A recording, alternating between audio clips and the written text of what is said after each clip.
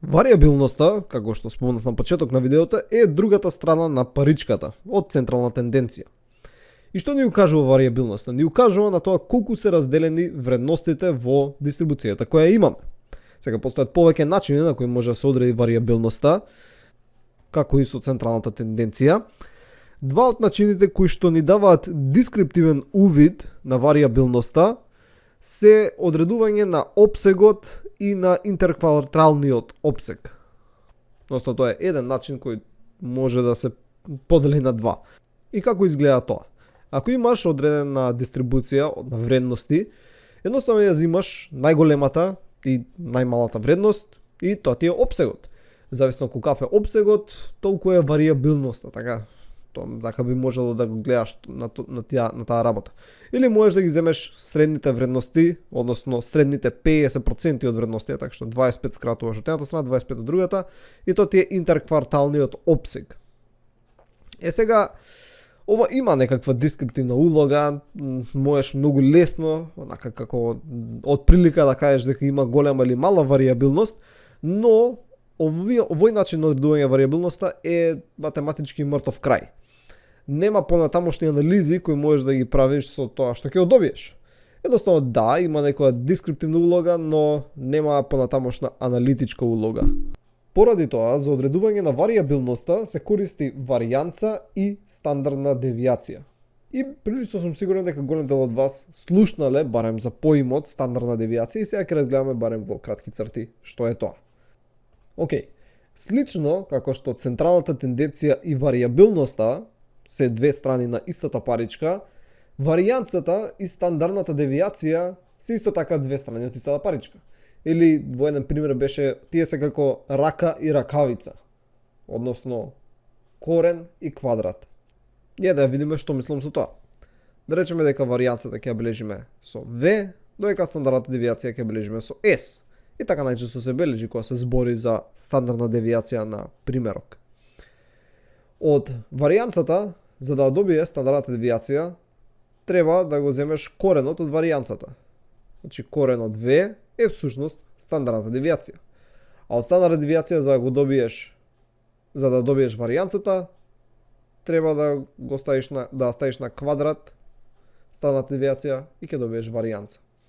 Така што гледате дека овие два поима се многу тесно поврзани еден со друг. Не баре се истото. Така што можеме тука да забележиме дека V е еднакво со S на квадрат, или пак дека корен од V е еднакво на S. Или пак може обратно, S е еднакво на корен од V. Како сакате. Значи ова е правилото. И сега се рече, добро, се ова супер, но што се овие? Што е варијанцата? Што е стандардната девијација? Да, ги дефиниравме дека се поврзани еден со друг, но што се всушност? Да речеме дека овдека на оваа линија ги представам вредностите од дадена дистрибуција. Така што, ајде, ќе речеме дека овдека е 0, тука ќе ставиме да биде 5, тука е 10, овдека е 7,5, така тука е 2,5. Вред? Супер. И да речеме дека во оваа дистрибуција средната вредност ни се наоѓа баш тука, така, и дека средната вредност, нели ја бележиме x од цртата згоре, кога збориме за примерок, и добро има вредност 5, веќе се наоѓа баш тука. Океј, значи ова е аритметичката средна вредност. Тоа значи дека имаме вредности кои ќе бележиме, ајде, нека биде со портокалова боја, и од оваа страна, така, имаме некои мерења и од другата страна. Така што ако ги собереме и ги поделиме со бројот на мерења, добиваме средна вредност 5. Бројот прилично логично, нели? Сега, варијанцата и стандардната девијација всушност ни укажуваат на тоа колку се далеку мерењата од средната вредност. Значи колку е далеку ова од средната вредност, колку е далеку ова од средната вредност, колку е далеку ова од средната вредност и така натаму и така натаму. И како би можеле ова да го запишеме? Би можеле да речеме дека, еве, например, ова овдека, да речеме дека е еднакво на 3 во ред. Затоа викаме дека е минус 2 до 5. додека ова овде, ќе речеме дека е 8, пример, значи е плюс 3. Може и обратно оставиме, може да речеме дека ова е плюс 2, ова е минус 3. Небитно, ми ја сваѓате поентата. Но по договор е земено дека, например, ова ќе биде минус 2, ова ќе биде плюс 3, но може да идеме и обратно, сеедно. Сега, добро, се тоа супер, но и што да правиме со ова? Ке си речете, па добро, супер е, па ќе иземеме колку се далеку сите вредности од средната вредност и ќе со тоа ќе пресметаме варијабилност. Што да, на некој начин тоа го правиме, но има еден проблем. Ако тереме со овој принцип, така што овие имаат негативни вредности, додека овие тука имаат позитивни вредности, и ги собереме сите заедно, ќе добиеме 0. Што не е од голема помош. Нели? Поради тоа правиме еден мал трик. И како изгледа тоа? Значи, за да го пресметаме ова, се повикуваме на нешто што го нарекуваме девијат, кое не е толку битно, но можеме да го бележиме со буквата Д. И ќе обележам тука. Значи, девијатот е еднаков, значи отстапувањето на сумата, или ајде да почнеме, на секоја од вредностите минус средната вредност.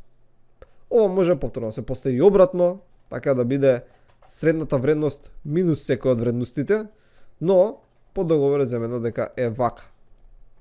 Но како што видовте, ако ги земеме разликите, ќе добиеме некојаш негативни, некојаш ќе добиеме позитивни вредности. Например, ова тука ќе биде 8 минус 5 еднакво плюс 3. Така? И како што реков, ќе завршиме само со 0. Со цел тоа да не се случи, разликите им ставаме квадрат. Така што секогаш ќе искочат позитивни вредности. Океј? Значи ги зимаш сите разлики, зимаш разлика, ја ставаш на квадрат и сите тие квадрати од сите разлики ги сумираш.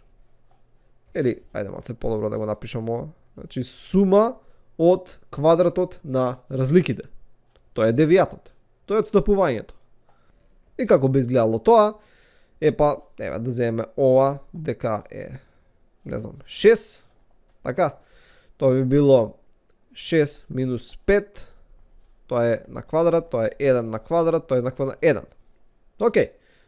1. Што имаме тука? Тука имавме 8. Така, 8 минус 5. Тоа е еднакво на 3 на квадрат. 3 по 3, тоа е 9. И правиме така натаму и ги собираме сите. И тоа е всушност тоа што го бараме. Океј? Сега, откога ќе направиш тоа, логично е да поделиш со бројот на вредности кои што ги имаш. Така што тоа што ќе се добие е следново. Ајде, ќе земеме, со која боја беше? Со сина. Земеме со сина боја. Варијанцата е еднаква на сумата од секој од вредностите минус аритметичката средна вредност на квадрат поделено со бројот на примероци, n.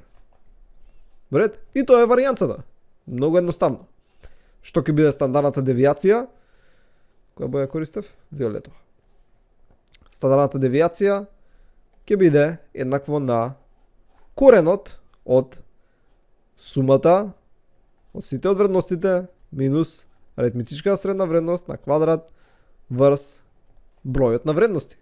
Или пак варијанцата можеме, значи да ја запишеме и како s на квадрат. Значи s на квадрат или варијанца е еднакво на ова, додека само стандардна девијација е еднакво на ова. Така што во некоја литература некаде можете да го сретнете некако v, бидејќи јас сега пишам v, може да се користат и други символи, не е битно, него како s на квадрат. Да не ве збуни тоа. Сега, друга работа која што може да сретнете во друга литература е да овдека немаме n, него да има n минус 1 на овие локации. Зошто? Зошто во некоја литература има n минус 1? И одговорот е следен. Најчесто, кога работиме во статистика, ако ова е целата популација, ние работиме само со примерок. Океј? Работиме само со примерок од популацијата. И сега можеш ти да правиш две работи. Да пресметаш стандардна девијација само на примерокот, во ред, со податоците кои што ги имаш за тој примерок, и ако тоа го правиш, ќе пресметуваш со N. Додека пак, ако имаш податоци за целата популација, што е ретко случајот, но може да се случи, ја користиш истата формула, само наместо мало N се взима по пракса, така е по договор земено, дека се бележи со големо N. Со цел да се знае дека збориш за популација. Во ред, но каде доаѓа N-1?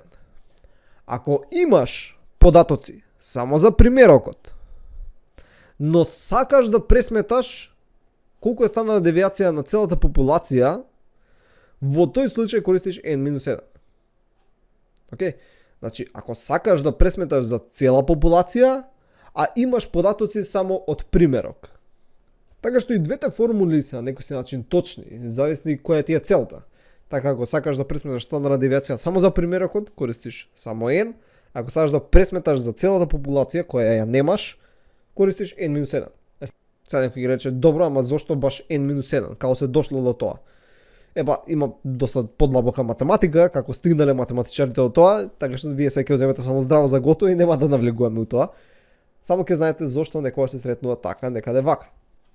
Една друга проблематика е да, кога се збори за цела популација, символите малце се менуваат. Значи, равенката останува иста, формулата останува иста, но символите се други со цел да се укаже дека се збори за популација. И како изгледа формулата? Изгледа на следниот начин. Наместо S се користи сигма, која може вака да представиме, и тоа е еднакво на, повторно, исто е се, корен од сума на вредностите минус μ, што е средна аритметичка вредност за цела популација на квадрат, врз N големо. Значи, ова е во случај ако имаш податоци за цела популација. Се користи оваа формула, односно истата е, само што се други символите. Во ред. Се надам дека до сега ме следите.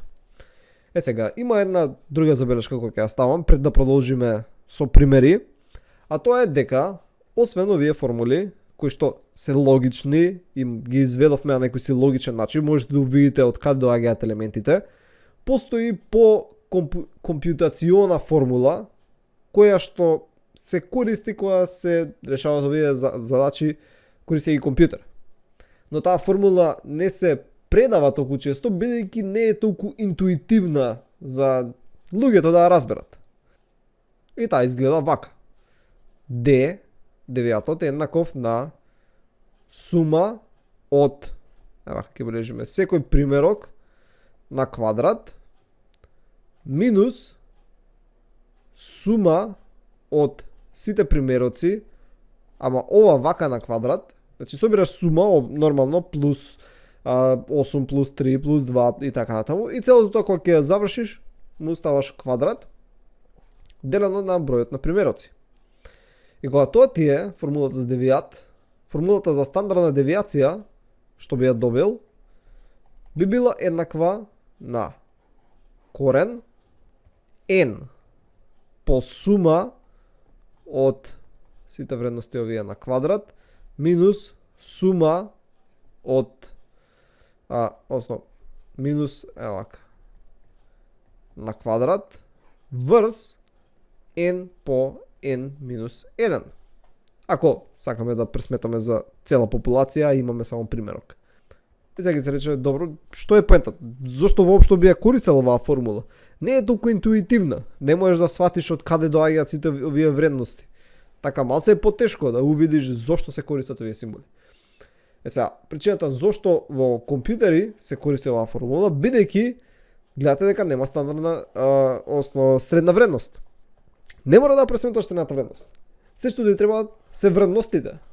Ако ги имаш вредностите и бројот на вредности, многу полесно можеш да ги вметнеш и да го добиеш истиот резултат. Без при тоа да мора да бараш аритметичка средна вредност. Но понекогаш се користи оваа формула, така што сакам да имате на ум. Пред да преминеме на некои примери кои што ќе ви помогнат да го сватите ова, едно прашање. Дали постои шанса да варијанцата, стандардната девијација, девијатот се еднакви на 0. И одговорот е да. Зошто?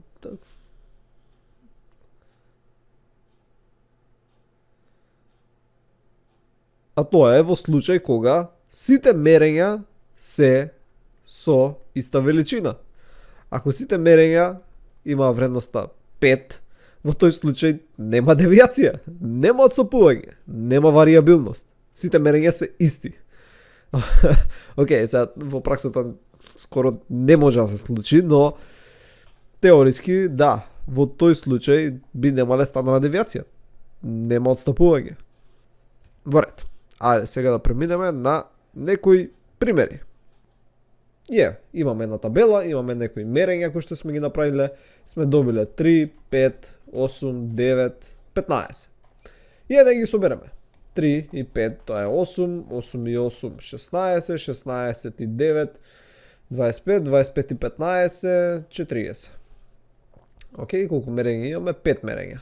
40 делено на 5, тоа значи дека средната аритметичка вредност е еднаква на 8. Во ред, ајде сега да видиме секој од вредностите. Минус 8, 3 минус 8, тоа ќе биде минус 5, 5 минус 8, минус 3, 8 минус 8, тоа е 0, 9 минус 8, тоа ќе биде 1, 15 минус 8, тоа ќе биде 7. Океј? Океј. Ајде сега да земеме квадрат од нив. Минус 5 по минус 5, 25. Минус 3 по минус 3, 9. 0 по 0, 0. 1 по 1, 1. 7 по 7, 49. И сега ако земеме сума од сите овие, 1,49 тоа е 50, 9 и 25 тоа е 34, 50 и 34, 84. Океј, значи сума од x и минус x ова на квадрат е еднакво на, колку реков, 84. Во ред? Океј. Тоа значи дека варијанцата е еднаква на 84 делено на 5. Така, 5 мерења, што е еднакво на, колку ми дошло? 10, тоа е 50, 7, океј, околу 17, нешто помалце. Ме брзи ја рачунам. 16,8. Односно, во тој случај, стандардната девијација, ќе бележим со фиолетова боја, да се разликува, е еднакво на корен од 16,8, односно еднакво на, тоа значи ќе биде 4, нешто. Тоа е приближно 4,1. Ајде сега направиме нешто кое е слично, но сепак различно. Како што можете да видите, пак имаме табела слична кој иста, горната, само што вредностите се малку различни. И ајде видиме што се случува. 7 и 7, тоа е 14, 9 и 9, тоа е 18, 14 и 18, 22, 32, 32 и 8, 40. 40, делено на 5. Еј, средната вредност е повторно 8, како и во горниот пример. Добро.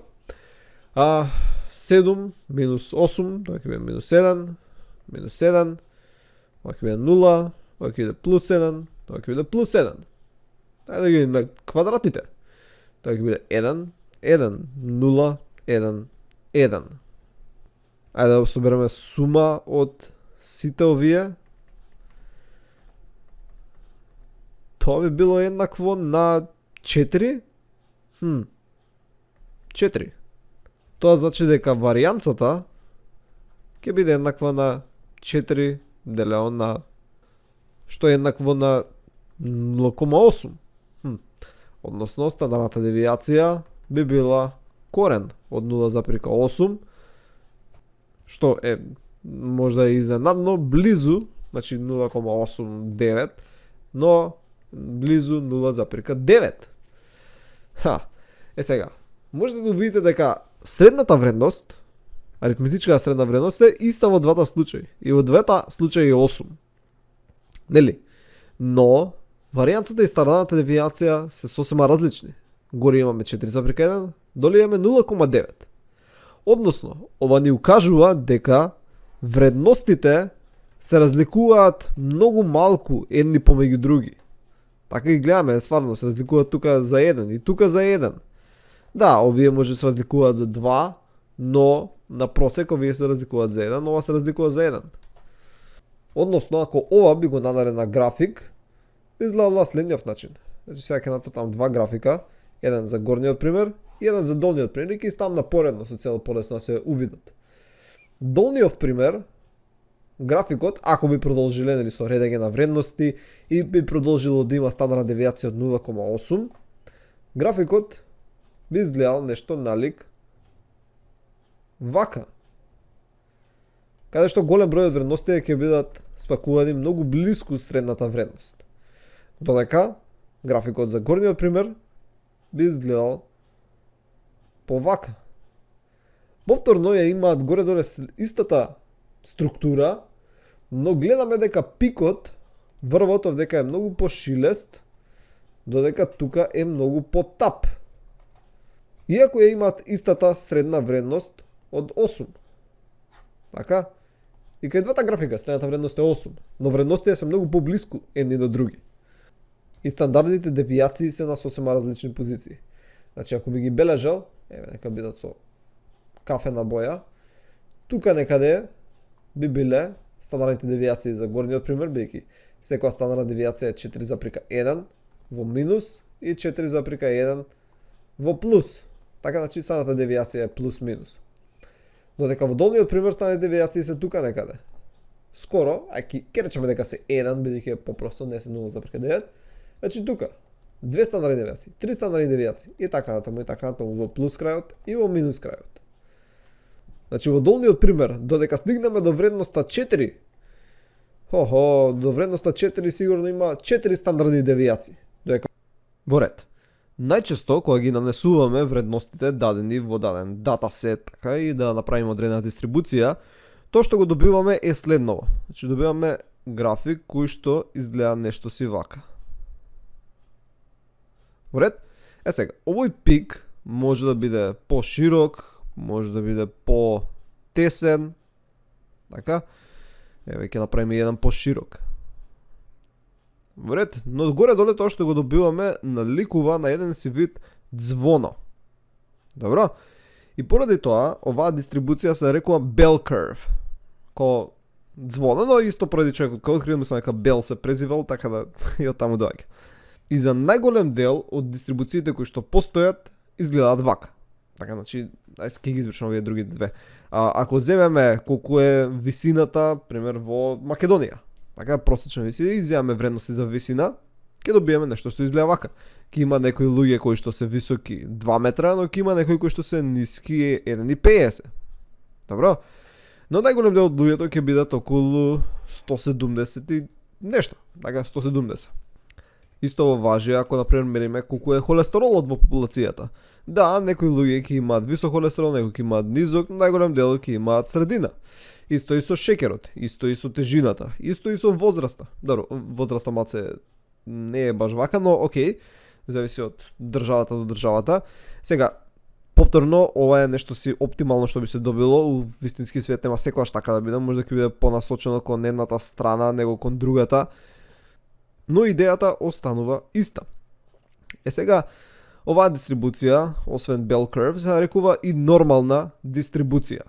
Збориме за теориски вистинска нормална дистрибуција. У пракса тоа не може баш да се добие, но теориски се користи една функција која се нарекува normal probability density function, односно функција за густината на нормална веројатност, и се добива некоја крива која е оптимална, и тоа само математички може да се добие, теориски во пракса не, но сепак е многу значајно. Значи во таа крива, ако тука се наоѓа средната вредност, така аритметичката средна вредност, ова е x бар, во тој случај една стандардна девијација би било некаде тука, така е да речеме тука, ова ќе биде у негатива, ова ќе биде у позитива, овдека е една стандардна девијација од другиот правец.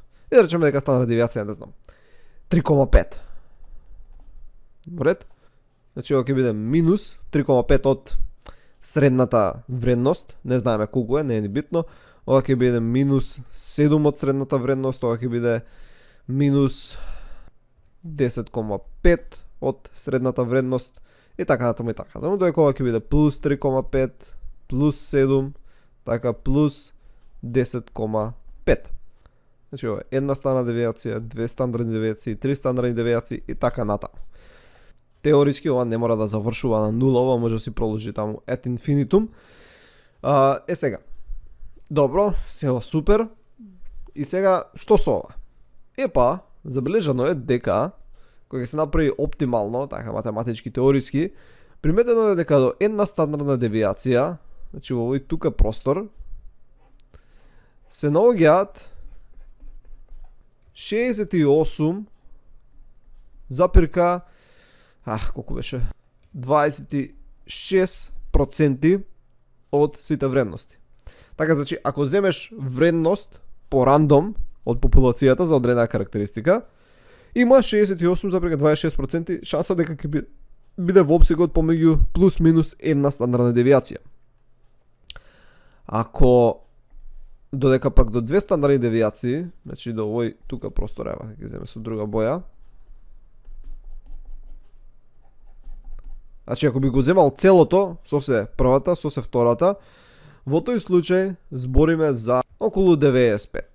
Значи нема да влегуваме ајде до точните бројки, поентата е околу 95%. Значи 95% од вредностите се наоѓаат помеѓу плюс минус две стандардни девијации. Додека ако идеме до третата, и ќе земеме со виолетова боја, во тој случај имаме 99% од сите вредности се наоѓаат во плюс минус 3 стандардни девијации. Океј? Сега, поентата е дали ова некогаш стига до 100. Дали постои стандардна девијација до која би ги нашле сите вредности? И одговорот е теориски не. Значи теориски до бесконечно стандардни девијации никогаш нема да стигнеш до 100, секогаш ќе стигнеш 99,99999 така натаму, но практично не е така. Така сигурно немаме човек кој што е висок 10 метра, така, или кој што е низок 2 центима. Нема.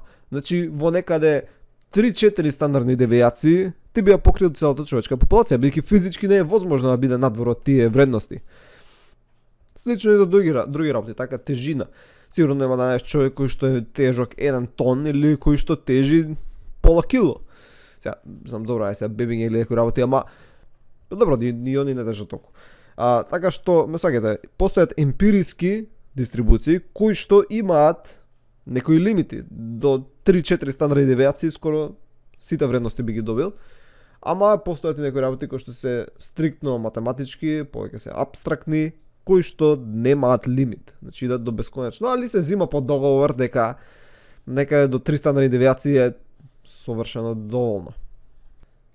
И ова е многу битно кога понатаму ќе збориме за тестување сигнификантност, ќе се надоврземе со тоа колку одредени резултати се значајни, колку е шансата да се сосема погрешка, значи ова е многу битно во наука. Сега дополнителна работа која што сакам да спомнам со ова е нешто што се нарекува Z-скор. Океј. Z-скор ни укажува колку дадена вредност има одстапува од средната аритметичка вредност, односно колку стандардни девијации. Што ти значи, например, ако добиеш вредност тука, така, тоа значи дека тоа е 1,3 стандардни девијации. Така, ако добиеш вредност тука, тоа е 0,5 стандардни девијации. Ако добиеш вредност тука, нормално ова е минус. Океј, минус 1,3 минус 0,5.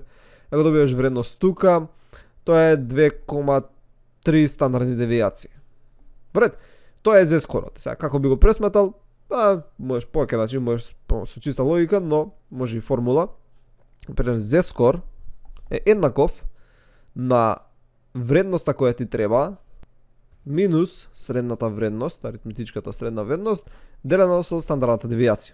Или пак ако збориме за популација, ова ќе биде нели мју делено со сигма. Вред? Океј. И како би изгледало тоа? Да речеме, ево, дека стандардната девијација, усреди не можеме со овој пример, бидејќи немаме дадени вредности. Ево овде видовме дека стандардната девијација е 4,1. И ајде да земеме некоја вредност, еве ќе пишеме тука вредноста 5. Океј? 5. 5 минус средната вредност беше 8 делено со колку беше средната вредност 4,1. Тоа е еднакво на минус 3 делено на 4,1 и тоа е еднакво на 0,73. Што значи ако тука е осмица, дека тука е некаде петка, ова е 73% од една стана девијација. Така, ако имавме, например, 8 минус 4, четврка, или еве тројка. Ајде ќе земеме тројката. Тројката ќе биде 1, нешто стандарни девијации. Сега ќе видиме колку. 3 минус 8, тоа ќе биде минус 5, минус 5 делено на 4,1. Ајде ќе го запишам. Минус 5 делено на 4,1 минус 1,20. Вред, така што тројка е некаде тука, односно е 1 и 20% стандарна девијација. Ако тука некаде би била втората стандарна девијација. Океј? Прилично едноставно. Значи тоа е Z-скорот. Ни одредува колку стандарни девијации е дадено мерење во нашата дистрибуција. Значи ако мерењето се наоѓа тука, тоа би било една стандарна девијација, односно минус 1. Ако се наоѓа тука, тоа би било минус 2. Ако се наоѓа тука, тоа би било плюс 0,5. Ако се наоѓа тука, тоа би било 1,5 стандарни девијации и така натаму и така натаму. Значи тоа е Z-скор. И тоа беше се за ова видео, се надам дека научивте нешто ново. Најверојатно сум го поделил во 2 видеа, така што за да ви биде полесно за сваќање, но го планирав како едно. Ќе видиме. Имајте убав ден и се гледаме во следното видео. Довидување.